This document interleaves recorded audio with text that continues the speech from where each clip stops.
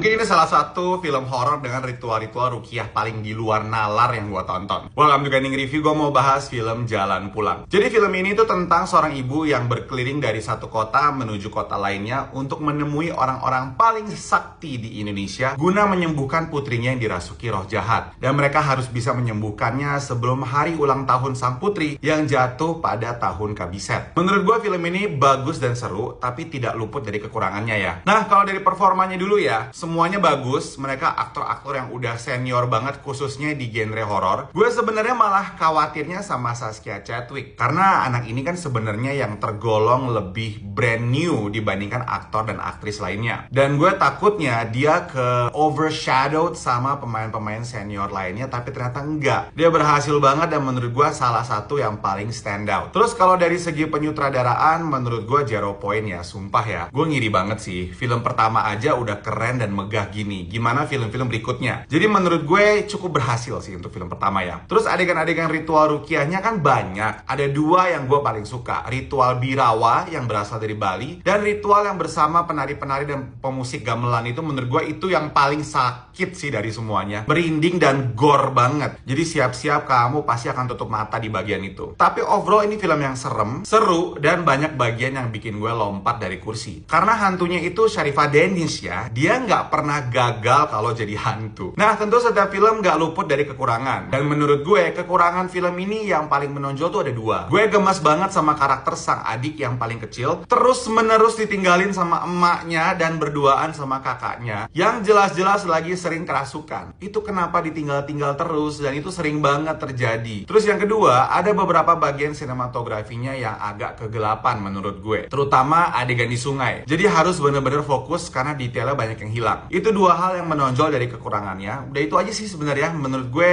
Jalan Pulang, film horor yang seru dan tentunya dari cerita dan tata produksi itu megah. Jadi sayang kalau kamu lewatkan di bioskop ya. Yang udah nonton, menurut kalian gimana? Kita bahas sama-sama di kolom komentar ya.